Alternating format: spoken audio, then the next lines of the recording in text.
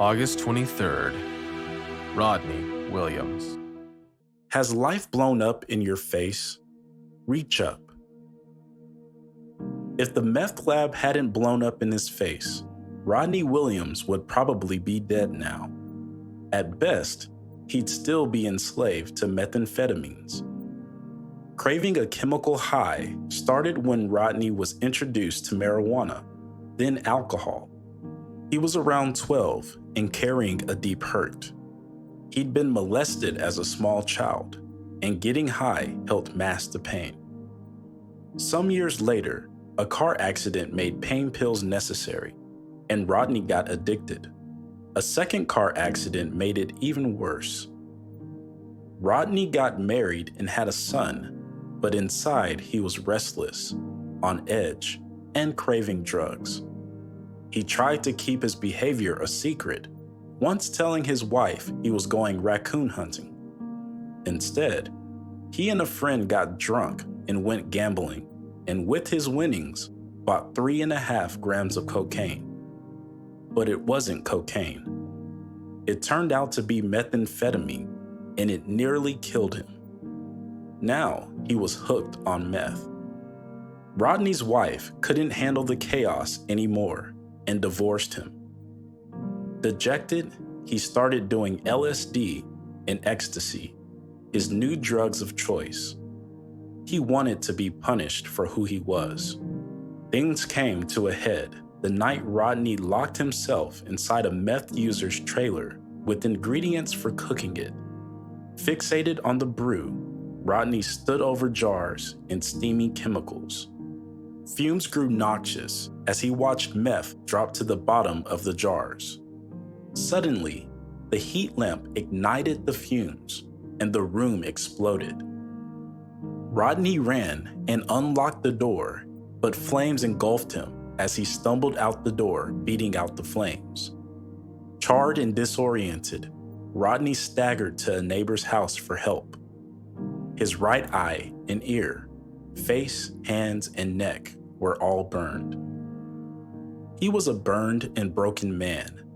He had lost his family, his reputation, and his self-respect. When Rodney had hit rock bottom, he cried out to God and surrendered, not just part of himself, but all of himself. He entered a faith-based treatment program, and this time it worked. John chapter 8, verse 36 states, "Therefore, if the Son makes you free, you shall be free indeed." Today, Rodney shares his story of deliverance from addiction and how God worked for him.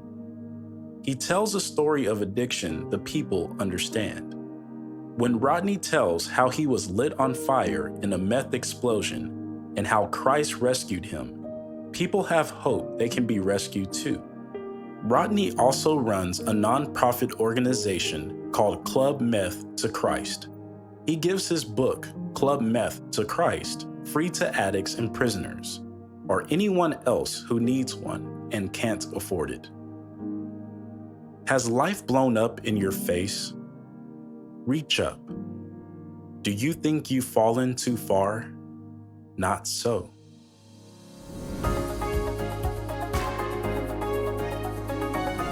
Hello friends, welcome to our story today. It's August 23rd and our story is about Rodney Williams. My name is Blake Maddox. I'm the Executive Director of 365 Christian Men. Been married to my wife Melinda for over 40 years now. We have 2 sons and 2 amazing granddaughters. I like this story for a lot of reasons, and I like it because it gives me a lot of hope, and I pray that it also has given you a lot of hope. Part of the story starts out with the statement, it had blown up in Rodney's face. You know, you may be experiencing something that has recently blown up in your life. Maybe it's been a relationship, maybe it's been a career, maybe it's been ministry. Could be any number of things, but life has a way of blowing up in our face. There's not a question of whether or not that's going to happen at some point. It will happen. The question is, what will you do after life blows up in your face?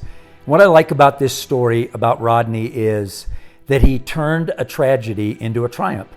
He got saved, delivered, and set free from the addictions and the things that were controlling him, and he turned it around for good. He used what blew up in his face to honor and glorify God. And I want to encourage you and challenge you today that you can do the very same thing. So as you're reflecting on maybe today, last week, last month, last year, last decade, whenever it might be, if life feels like it's blown up in your face, it's not too late to start over. I pray you be encouraged by this story, be reminded by this challenge that God's not done with you yet. God bless you. Have a great day.